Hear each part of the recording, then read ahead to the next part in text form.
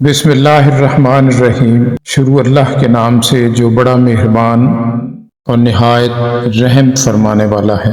بلغ العلا بکمالہ کشف الدجی بجمالہ حسنت جمیع خصالہ صلو علیہ وآلہ۔ حضرت واصف علی واصف صاحب فرماتے ہیں، آسان آسان باتیں سمجھا رہا ہوں کہ انسان کا باطن کیا ہوتا ہے، اس کی مجلس، آپ کی سنگت کون سی ہے۔ تو یہ آپ کا باطن ہے، یعنی آپ کون سی سنگت میں رہتے ہیں۔ یہ آپ کا دل ہے، وہ دل جسے دلبری والا کہتے ہیں۔ آپ کسی بڑے نیک منصوبے کے بجائے کوئی چھوٹا نیک منصوبہ بنائیں۔ فی الحال آپ یہ کریں کہ ہر روز کسی کو 10 روپے دے دیا کریں۔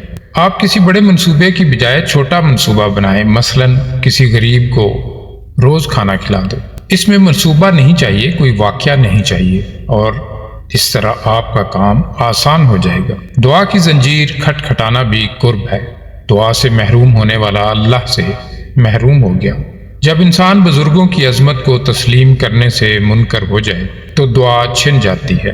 دعاؤں کا آسرا چھن جائے تو سمجھو کہ عذاب شروع ہو چکا ہے۔ الفاظ کے صحیح استعمال کی توفیق نعمت ہے۔ یہ نعمت بھی کم انسانوں کو نصیب ہوتی ہے۔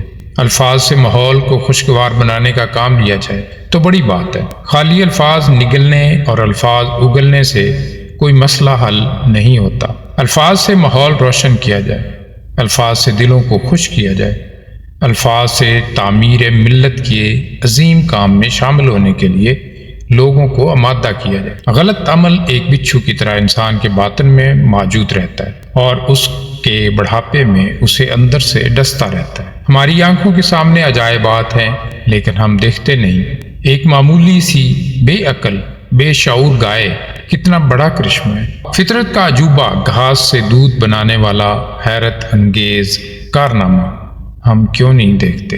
اللہ تعالیٰ ہمیں ان تمام چیزوں کو دیکھنے اور ان پہ سچے دل سے عمل کرنے کی توفیق عطا فرمائے۔